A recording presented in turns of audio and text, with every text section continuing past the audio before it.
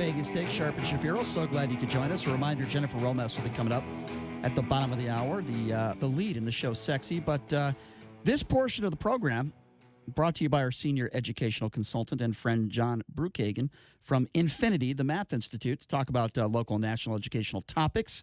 Among anything else that comes up, and certainly anything does come up on this show, Infinity, of course, visit themathinstitute.com for details about their summer camp schedule and their supplemental classes, which ensure success next year in math. And we will be giving away a free week of summer camp, so stay tuned for that coming up here in just a little bit. John, thanks so much for coming in. How are you? Very good. Thanks for having me again. Now, I know that you've been listening to the show, and you've been listening to what we've been talking about in hour number one, a very, very serious topic. And even though this shooting did not take place today in a school, we're still talking about gun safety, and we never want any more of these things to happen. It just seems like we talk about it every week, especially in schools, and we always want our kids to be safe. Since you are running a school yourself, does it concern you? Well, number one, I think just to piggyback your point, schools are the softest, scariest vulnerability that we have, which is why even though if this event wasn't at a school, the first thing you think of is the school. I mean, a concert is horrible, a movie theater is horrible. When you talk about a school, you're talking about primarily defenseless children, and that's, right, what we treasure the most. So I can understand why it comes back to the schools. And, it's definitely something that we should be concerned about, but at the same time, we do live in America, and just like we all have free will, you got to take the good with the bad, and you can't be hyper vigilant and take away from life, from enjoyment, from, one thing I hate is when you look around and you see the schools, they look like prisons. Right. And they're trying to protect themselves. We don't want that either. Right, and you don't want to question, the people are doing what they think is best, but at the same time, who wants to go to a facility that's made out of brick and mortar with no windows and so on and so forth? So you got to find some kind of a happy medium where we can protect ourselves the best we can, but still remember that, we live in a beautiful country. We have a beautiful way of life. Our children are there to learn, and let's, try to keep, something positive as opposed to just worrying about our liabilities. John, what type of security measures do you take at the Infinity Math Institute? To be 100% honest, I'm not going to disclose all of the security measures that we take there.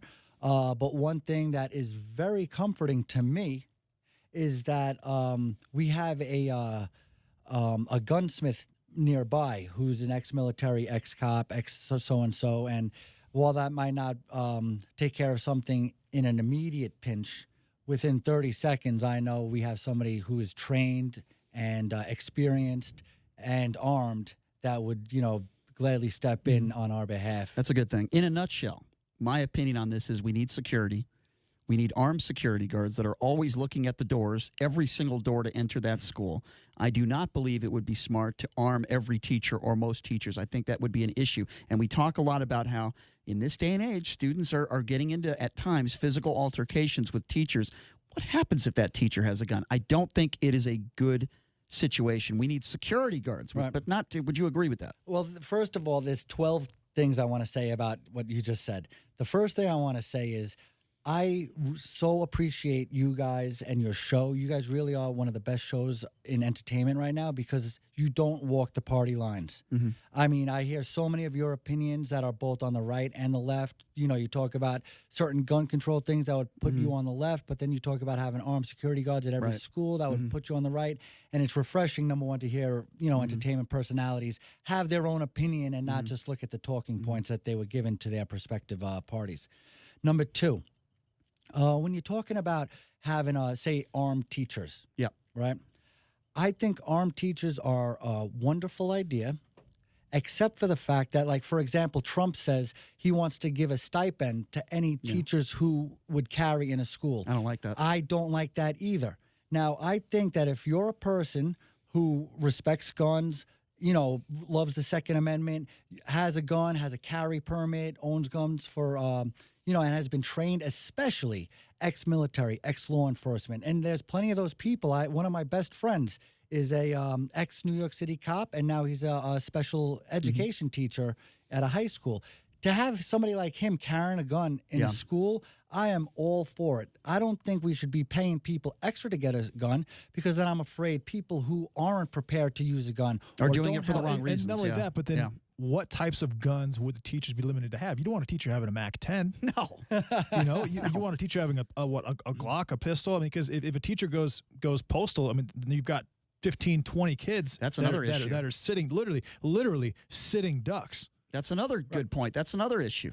Well, first of all, I think somebody going postal, I mean, we've heard this argument 1,000 times that, the laws are for the law-abiding citizens. And the people who are worried about the left taking their guns away are law-abiding, gun-owning people.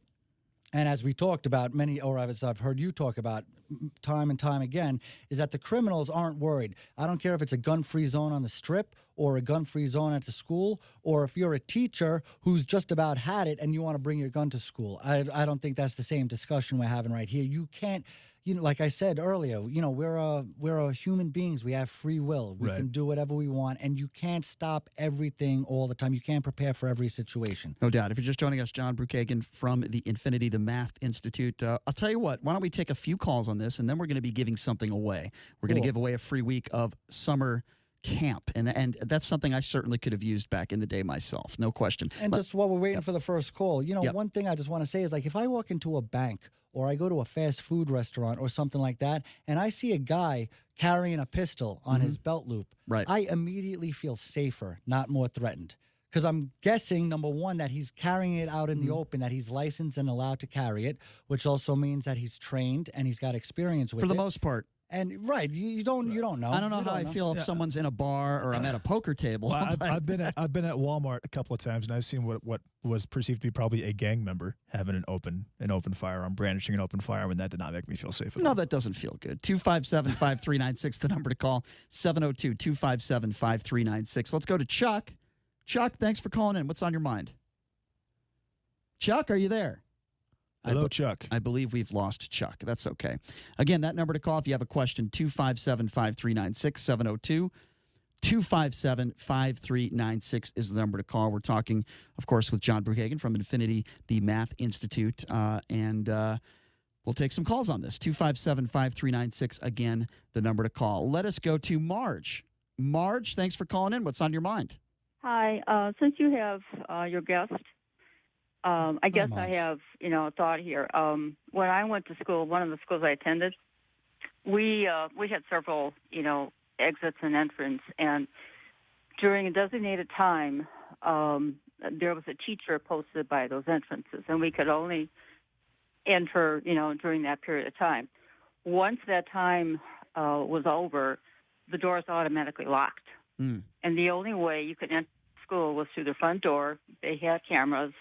You would buzz, so they knew exactly who was coming in. And, of course, when Marge was late, she had to go to the office and explain her tardiness. And I never really, while I was going to school, that was a pain. But now that I think about it as an adult, that could be another way of handling the situation, too. And John, what do you think about that? Go ahead. That's a great point, Marge, and thanks for calling and saying hello. Number one, CCSD does not have time-locked doors. So I think that's a great idea. We do have rules where, the doors are locked, once school starts and until school ends and so on and so forth. But by all means, you could easily, if a student, especially with cell phones now and such, be like, hey, meet me at the door. A student could open the door, no problem. I really like your idea about time-locked doors, which would be one less resource, like Brian was saying earlier about having a security guard on eyes on every door, whether it's locked or unlocked. Maybe we could save some money as far as that resource is concerned if we had time-locked doors and we didn't actually, you knew the door was locked and it was impenetrable. I'll tell you what, why don't we do this, John? I always like taking care of our listeners, right? JD, do you enjoy taking care of our listeners? Do you enjoy that? That's something I do also enjoy, Brian. Good. There's plenty of things in life I enjoy. This is one of them. And we want to give something away. And I had a great idea. I had a great idea for a giveaway. The Sharp over here just got a new house, and I was going to give away a trip to his housewarming party. But I just realized I missed it by 2 weeks, so I can't give that away anymore. That's too bad. I don't know if he would have loved to have some of your listeners over. I don't know if he would have wanted that, though. That would have been a crowning life achievement. JD's a very private person. I don't know if he would have. But anyway, why don't we give away 1 week of summer camp where your child will have a blast while learning about personal finance. Boy, I could use that. Speaking Spanish, public speaking, doing science experiments, dance class, and much more. Camps are running every Wednesday in June from 8 a.m. to 3 p.m. and can be purchased by the day or by the week. Find out more, you can go to mathinstitute.com. So why don't we do this? Why don't we do caller number 5? You okay with that, John? Yeah, that's fine. Caller number 5 right now at 702-257-5396. You'll win a free week of summer camp for your child. Estimated value, I believe, is $200, if I am not mistaken. Is that indeed correct? Yeah, let me, while we're waiting for the 5th caller to get in, I could tell you a little bit about it. What we're doing is we're just setting up a program because, parents are always bringing their kids to school.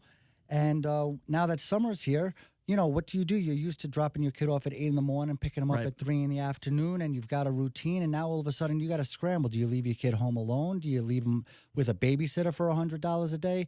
What we do is we give you an alternative where your kid's going to be doing something constructive, but most of all, they're going to be doing something fun. Mm-hmm. They get a little bit of exercise, they eat, they have fun, they learn whether, the 2 weeks we're going to be teaching them Spanish.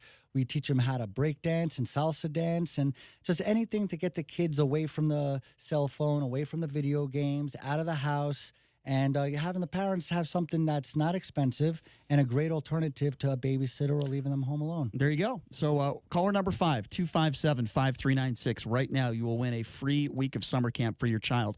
Again, that number to call if you want to win this prize. Estimated value is $200. Again, that number to call is 702-257-5396. 5396, and good luck to you all. And let's make sure you guys know that we are on the corner of Flamingo and Torrey Pines, so you'd have to drop off your kid at between 8 and 8:30 and pick him up at about 3 o'clock. So we prefer a winner to be in the area and somebody who could use it, a working mother or somebody, grandparent, who could give this to their children for their grandchildren to attend camp. Very good. Again, that number 257-5396. People are calling in right now, so good luck to you. We are looking for the 5th caller. I wanted to ask you this, by the way, as well.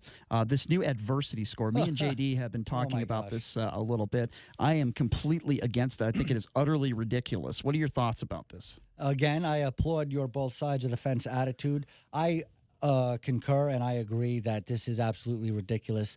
The whole idea between the SAT was to have an unbiased, unfettered look at just a student's acumen. How much does a student know?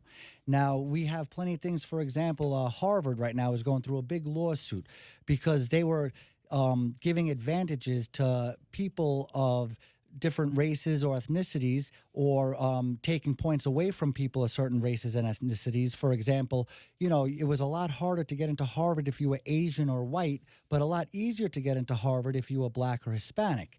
And that is the definition of racism.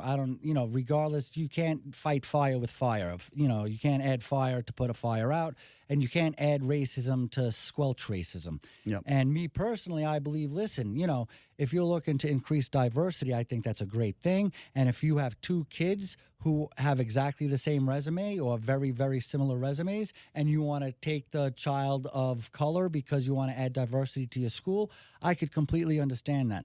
But to give somebody who scores much, much better and deny them because they're white or Asian or whatever the flavor of the month is that they're... Yeah, it's not the American way whatsoever.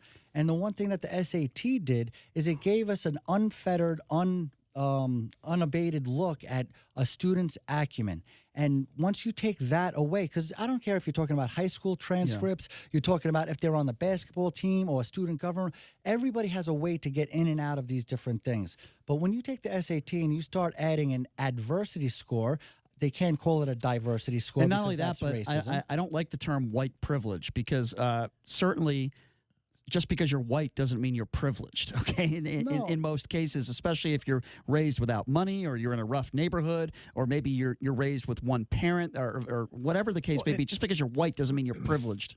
In a lot of cases, if you're Caucasian and you come from a lot of money, you could have a lot of different problems. There's no guarantee that you're going to be more intelligent than anybody else. It depends on how you want, like how you live your life. And a lot of overly privileged children don't live their life. Certainly it helps if you're Jared Kushner and your father donates $5 million to Harvard. I've never heard you mention that before. Yeah. Certainly that is a case of white privilege, or just maybe privilege. No, I think the fact that he's white doesn't have anything to do with it. Just has a lot of money and can buy things. Well, part of the problems in this day and age is the radicals. You know, I don't care what side of the fence you are, the extremes are the problems. And when you talk about something about, say, white privilege, you know, people who originally said that probably had the best intention to say, oh, you know, there's certain things that you don't understand about being a person of color, and, you know, and that gives you some sort of a privilege. And I could understand that. Yeah. And when you talk about something like Black Lives Matter, when you're talking about, you know, police brutality, and people are saying, listen, we're on the inner cities and it's like a war zone with the police, and these Black Lives Matter, and that's well-intentioned. But then you get these activists and you get these radicals, and they push everybody into a corner where you're with them or against them. And like you're saying, you know, you don't really believe there's a white privilege. Everybody's got problems. But the people who initiated this context didn't mean it the way the radicals and the way the activists are pushing their agenda today. And, you know, it's just like welfare. You know, in 1940, you know, people are going away to war in World War II and coming back and or not coming back. You know, the single mom with 2 kids had no avenue for income, had no revenue. So we implemented a welfare system to help these people because their husbands gave their lives and now they're trying to raise 2 kids. And this is great. But, you know, 100 years later, we're taking advantage of the system, and now it's a big activist versus conservative versus this, and then food stamps, and whose side are you on? And it was all well-intentioned to begin with. The scope has definitely broadened. Right, it spirals out of control. Oh, there's no question. So why don't you tell me a little bit about the going-ons, things that are happening at your school? Why don't you give people also a little bit of background on how long the school has been there and why you decide to get into it? Yeah, well, as some of your listeners may know, and you know, we opened on February 2nd. We got through our spring semester, and we had wonderful success.